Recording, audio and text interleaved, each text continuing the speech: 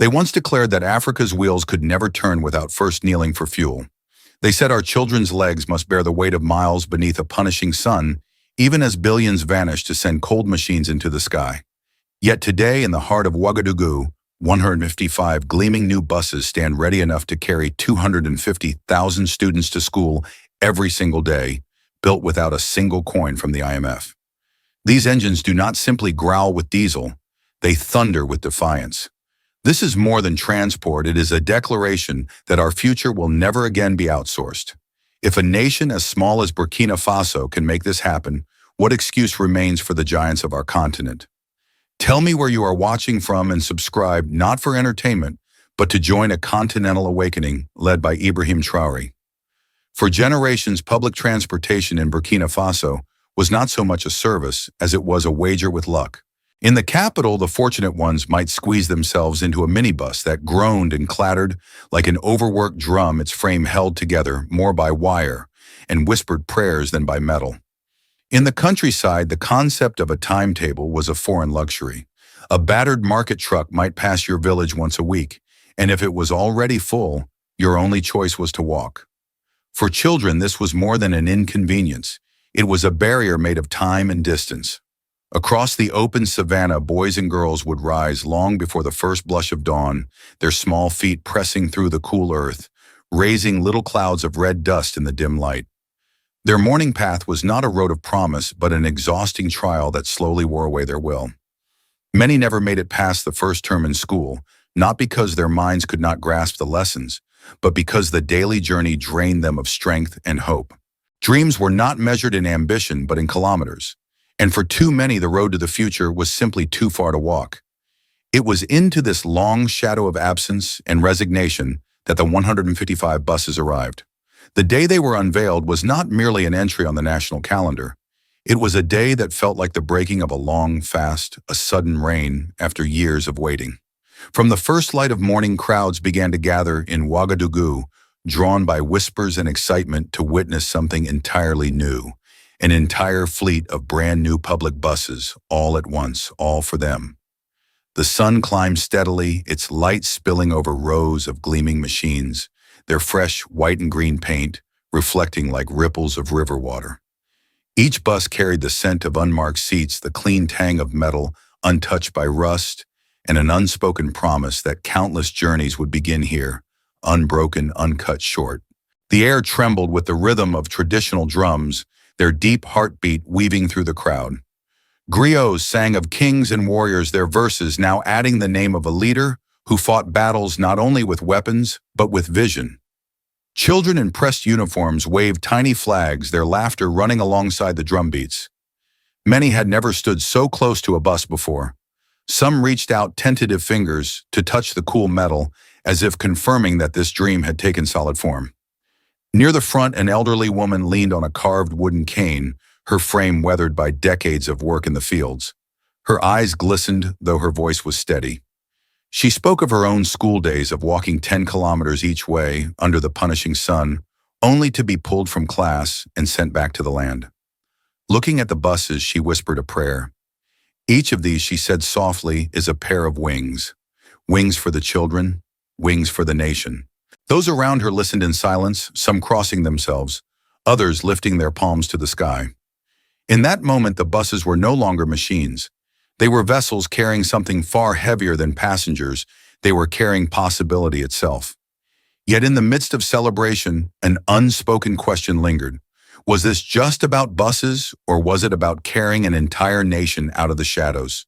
For a people long told that progress must be imported, that change must be delivered from elsewhere, the sight of these 155 buses was both a relief and a challenge. If such a transformation could be achieved with no foreign strings attached, what else could be within reach? I want you to hold the weight of this moment no matter where you are. If you believe that investing in children is the most powerful weapon against poverty, type Amen in the comments. Let this not be just another story you scroll past, but a vow we make together that the future of Africa's children will not be determined by the length of the road. Engines rumbled to life one by one, their voices merging into a single rolling hum that spread like distant thunder across the square. Drivers in crisp uniforms took their places, hands gripping the steering wheels with the control of someone holding the reins of a strong, willing beast. The first bus eased forward, then another and another, still the line flowing like a single living body. Children chased alongside, laughing, waving their bare feet, leaving prints in the warm red dust. When the first wheel turned onto the open road, it pressed down on paths that had carried bare feet for generations too long. Beyond the cheering crowd, beyond the city limits, beyond the dust dancing in the sun, the road stretched toward villages where this sound, the deep purr of an engine, had never been heard before. And somewhere over that horizon, a village waited, unaware that its silence was about to be broken by the sound of hope on four wheels.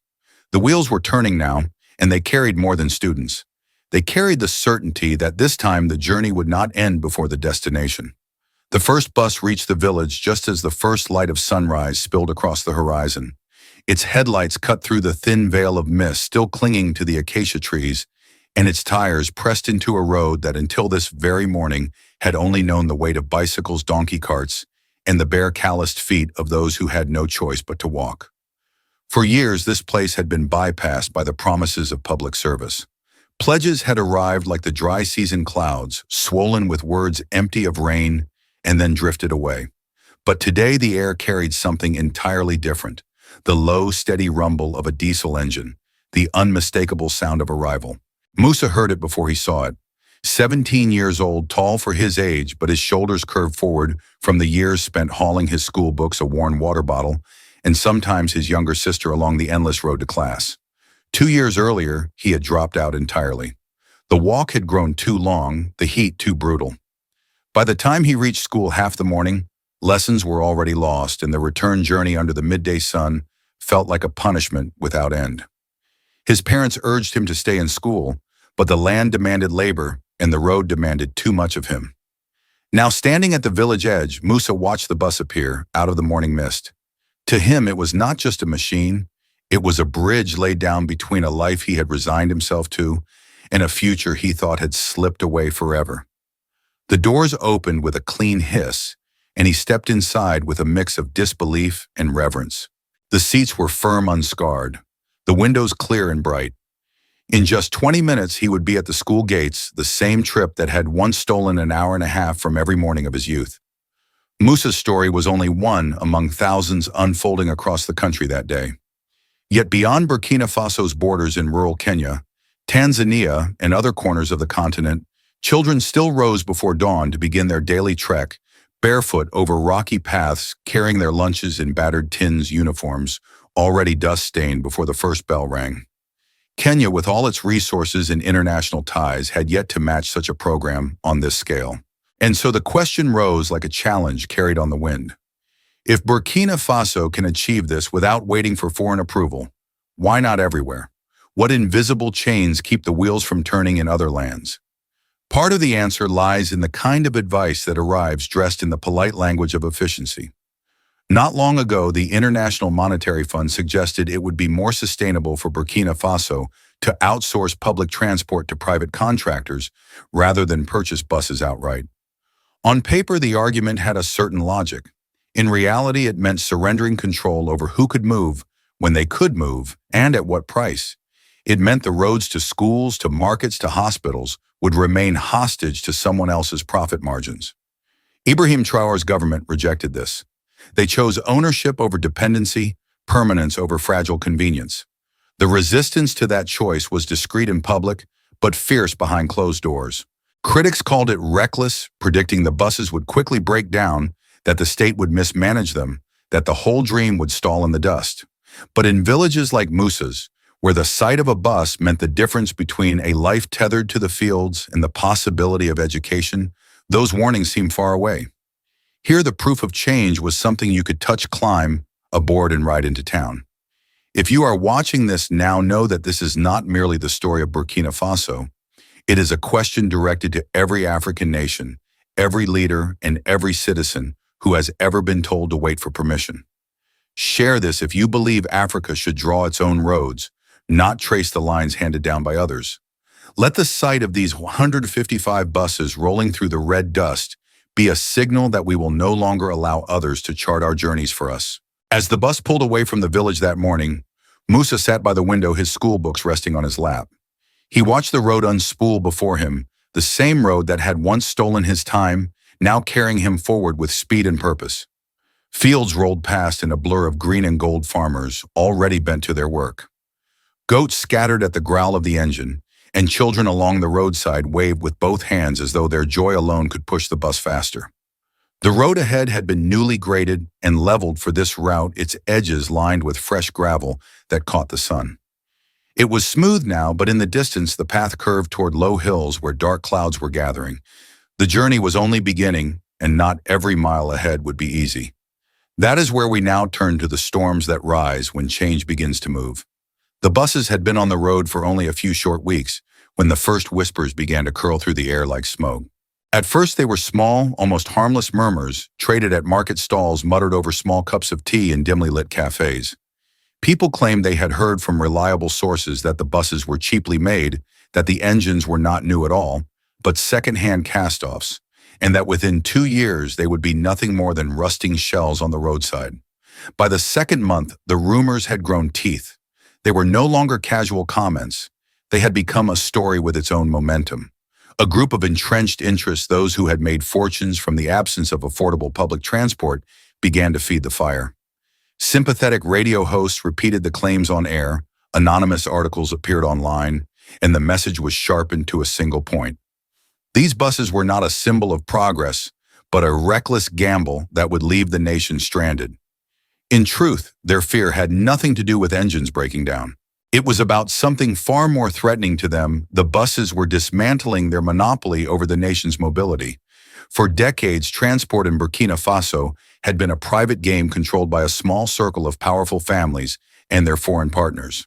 Prices were set, high, routes decided in closed rooms, and the people's ability to move was dictated by profit. Now a publicly owned fleet threatened to hand the steering wheel back to the people, both in the literal and the political sense. The tension finally boiled over late one night in a meeting called at the Prime Minister's office. Around the long, polished table sat ministers, engineers, union representatives, and regional governors. Stacks of reports lay open detailing deliberate misinformation campaigns, mysterious delays in customs clearing maintenance parts, and sudden coincidental fuel shortages at key depots. At the head of the table, Ibrahim Traore sat in silence, absorbing every word. When the last report was read, he rose to his feet. His presence alone seemed to steady the air in the room. These buses, he began, are not just metal and rubber. They are the sweat and taxes of farmers, the earnings of market women, the hard wages of miners. They belong to the people, and as long as I stand here, they will be protected.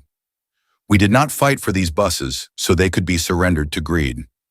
We brought them here to carry our children to school, to carry our workers to their jobs, to carry this nation forward. And no one inside or outside our borders will turn those wheels backward. The next morning, the capital awoke to the sight of the entire fleet lined up in disciplined rows, each one freshly washed, its white and green paint shimmering under the early sun. At the main depot, a pastor and an imam stood shoulder to shoulder, their voices carrying over the crowd.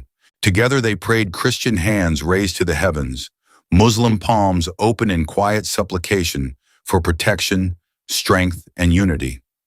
Drivers and mechanics bowed their heads, and in the brief silence between the prayers, the heartbeat of the city seemed audible. When does transport become dangerous? When it carries a people toward freedom? The enemies of this change understood that better than anyone. They knew that once the idea of public ownership took root in the mind of a nation, it could spread like the swollen rivers of the rainy season, unstoppable, overflowing every old boundary. Beyond Burkina Faso's borders came a different chorus, one of congratulations. The governments of Mali and Niger sent formal messages of solidarity, commending the courage to invest in citizens instead of debt repayments.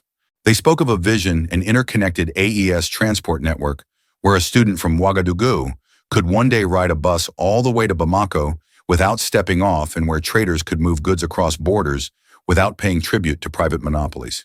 It was a vision that stirred both hope and unease. Hope among the people who saw in it a future where African nations were linked not by foreign airlines, but by their own roads and their own wheels. Unease among those whose fortunes had been built on the belief that Africans must always travel separately, pay separately, live separately. If you believe unity is Africa's strongest engine, write it in the comments. Let the world know that these wheels are not turning alone. They are part of a greater convoy, a continental march toward sovereignty. The prayers concluded, applause rippled through the crowd, and the drivers climbed into their seats. Keys turned, ignitions caught, and one after another, the engines roared to life. The sound was not just mechanical, it was a chorus, a defiant hymn, a rolling answer to every rumor, every blockade, every act of sabotage. The fleet was ready to move, and nothing in the air that morning suggested it would stop. And as those engines thundered together, another journey began, this time beyond the borders, carrying not just passengers, but a message written in motion. The morning the convoy set out, the sun had barely lifted its face above the horizon, brushing the savannah with strokes of gold and rust, as if the land itself was preparing for a ceremony. 15 of the new buses, polished until their paint shone, like glass, stood nose to tail in perfect formation. Each one carried not only passengers and cargo, but a shared sense of purpose. The destination was more than just another Burkina Faso town. This was the first trial of the AES cross-border route from Ouagadougou to Bamako, along stretches of land that had once felt more like walls than roads. Inside, the lead bus rows of seats were filled with students in crisp uniforms, their backpacks neatly resting at their feet. Some were on their way to Mali for exchange programs, linking schools across the AES. Others were there simply to witness history with their own eyes. Beside them sat traders clutching baskets of fresh produce, rolls of fabric, and sacks of groundnuts. Beneath them in the cargo holds, crates of books, spare machine parts, and medical supplies were stacked tightly alongside boxes of mangoes, each box carrying the sweet, familiar scent of home. As the convoy rolled out of Ouagadougou, small crowds gathered along the roadside. Farmers stopped mid-swing in their fields to watch children wave both hands in excitement, and elders stood silently with the kind of nod that spoke more than words, a nod of recognition that something had shifted. The buses moved like a single organism, their engines humming in steady rhythm, the AES flag fluttering proudly from each driver's window, snapping in the morning breeze. By the time the convoy crossed into Mali, it had transformed into a moving celebration. At the first market town past the border, the buses slowed to a halt. Passengers stepped down to stretch their legs, their feet crunching on the gravel road.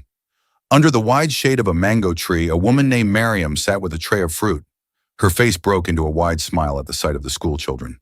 She explained how her own daughter Aicha had once missed school regularly because the old village minibus was unreliable and charged fares her family could hardly afford. But now, she said, adjusting her bright headscarf, Aicha has not missed a single week. She leaves in the morning with the others, and she is home before the evening meal. I sell my mangoes here, and I know she is safe. Before, I had to choose between her education and her safety. Now I choose both. Her story was not unique. At every stop along the route, there were voices like hers, stories of opportunity returned, of connections that had been broken and were now repaired. In each town, the buses brought not just people and goods, but the quiet restoration of dignity. Word of the convoy spread quickly, carried by radio, social media, and word of mouth, not just through Mali and Burkina Faso, but across the continent. In Nairobi, transport officials reportedly began studying the AES model, debating whether a similar network could unite their own rural and urban communities. Yet not every reaction was warm.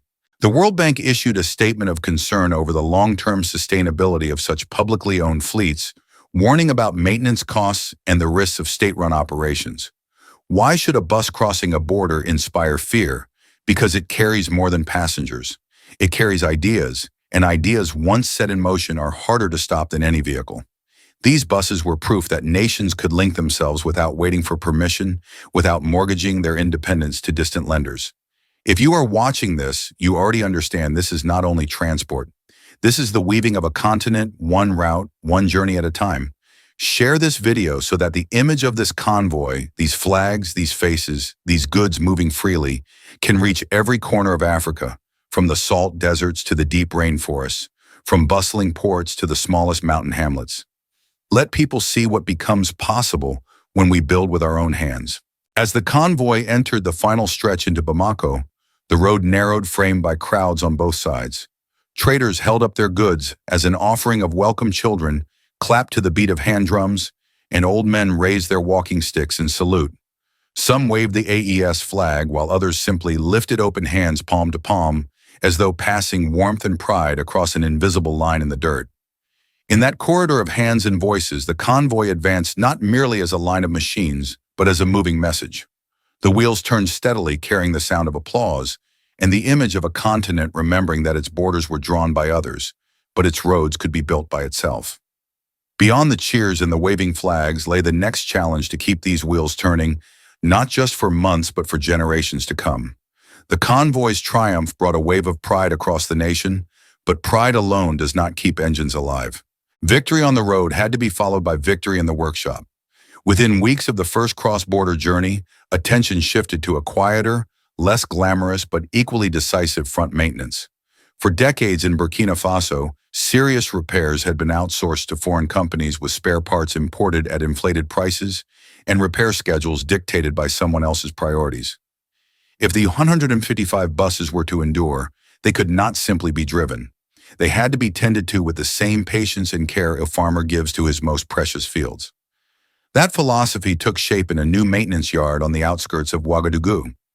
It was more than a garage, it was a school, a workshop, and a declaration that the future would be built and repaired by Burkinabe hands.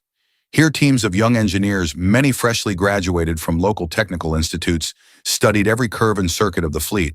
Working in pairs, they crouched over open hoods, traced wires with gloved fingers, tightened bolts with precise turns, and lifted panels to inspect the breathing of the hydraulic systems. Every motion carried the understanding that these buses were not just machines, they were the vessels carrying the nation's promise forward. By midday, the metallic rhythm of tools gave way to the hum of conversation and the gentle clink of spoons. The workers gathered in the shaded corner of the yard, sharing bowls of steaming to the thick millet porridge that has fed generations enriched with a fragrant peanut sauce. Between bites, the talk would drift from timetables and torque measurements to something deeper: responsibility. One young mechanic, his hands still streaked with grease, spoke softly but firmly. "We keep these buses like we keep our own eyes," he said. "If we lose them, we lose more than transport. We lose trust." Around the circle, heads nodded. They all knew he was right. It was during these early days that a letter arrived from the International Monetary Fund. Its sentences were polished in the careful language of efficiency, recommending that Burkina Faso consider privatizing maintenance services for cost-effectiveness and operational sustainability. On the surface, it sounded practical, even helpful. But between the lines was the old pattern Africa had seen for generations: surrender the tools, then rent them back at a price that climbs higher each year. The proposal was read aloud in a cabinet meeting. When it was done, Ibrahim Traore leaned back in his chair, his face unreadable for a long moment. Then he spoke. "If we give them the tools, we give them the keys. We did not fight to bring these buses home so that someone else could decide when they move. We will train our own people, build our own workshops, and keep our own wheels turning. The cost of dependency is always higher than the price of independence. Is it cheaper to let others fix your dreams or to learn to repair them yourself?"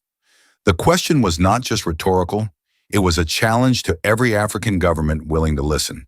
Because to hand over the responsibility of repair is to hand over the right to move, and by extension, the right to decide your future. And so the workshops grew. Local fabrication of parts began. Welding sparks lit the evening air as frames were reinforced and new components shaped. Partnerships with technical schools ensured a constant flow of apprentices, each one adding their skill, their ambition to the country's growing capacity. Bit by bit, the buses shed their dependence on foreign shipments. What once required a customs clearance now needed only a short walk across the yard. The pride this fostered was not shouted from rooftops, but it was deep and unshakable. In marketplaces and bus stops, people began speaking of the sons and daughters who kept the fleet alive. Parents boasted of children who could strip and rebuild an engine in a single day. Teachers told their students that knowing how to fix what you own is as important as owning it in the first place. If you believe Africa must own not just the wheels, but the tools, type "rise" in the comments. Let it be remembered that freedom is not only defended in the open daylight of the road, it is preserved in the quiet, oil-scented hours of the workshop, in the grease beneath fingernails, in the discipline to care for what we have built with our own hands. One late afternoon, as the sun slipped toward the horizon and long shadows stretched across the yard, the distant ring of a bell floated in on the wind.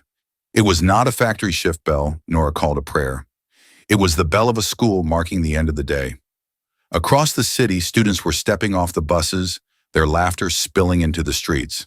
In the villages, engines eased to a low idle before falling silent, releasing children back into the arms of their families. The sound was a quiet reminder every repair, every drop of sweat, every hour spent under the hood was never just for the bus itself. It was for the journeys made possible and for the future those journeys would carry. On the far horizon where the light was fading, another challenge was already waiting, one that no wrench could tighten, but one that unity could answer. 155 buses, 250,000 students. On paper, they may appear as nothing more than transport statistics, neat numbers that could fit inside a government report. But if you have followed this journey from the first wheels turn to this moment, you know they are far more than that. These figures are not just about moving bodies from one point to another. They are about moving the very soul of a nation, lifting it from the weight of resignation into the blaze of renewal. They are the pulse of a people reclaiming the right to chart their own course. Under the leadership of Ibrahim Traore, these buses have transcended their steel paint and wheels. They have become living chapters in the unfolding story of Burkina Faso. Latest news, a story not dictated by foreign press briefings, but written in the calloused hands, determined voices, and unbroken will of those who ride them, repair them, and stand guard over them. Each dawn, when the engines hum together in harmony, it is not merely a fleet heading out to work. It is the sound of a continent reminding itself that progress is not a gift handed down, but a prize claimed by those willing to fight for it. Yet we must keep our vision sharp. History is clear, victories like these are never beyond reach of those who thrive on our dependence. The same forces that once told us to rent our future rather than build it will return cloaked in polite offers and helpful contracts. They will whisper doubts into our ears, sow quiet divisions among us, and present deals that sparkle like gifts, but shackle like chains. The danger does not always arrive from across the border. It can come from within, from those ready to trade tomorrow's strength for today's comfort. This is why unity is not simply desirable. It is the fuel in the tank, the oil in the gears, the very thing that keeps these wheels moving forward. If the journey of Burkina Faso latest news has taught us anything, it is that a determined people standing firm behind a leader who refuses to bow can shatter the limits set for them.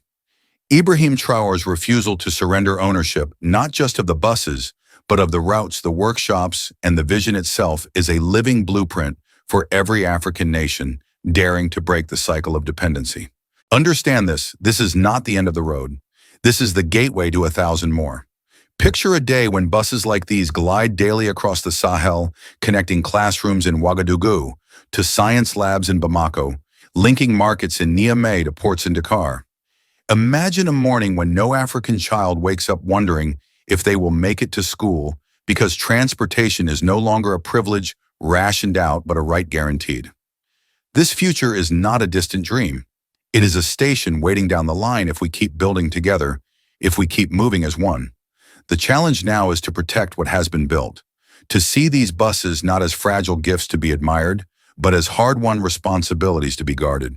To remember that what has been gained can be lost not only to economic sabotage or political interference, but to our own neglect if we fail to maintain both the machines and the spirit that put them on the road.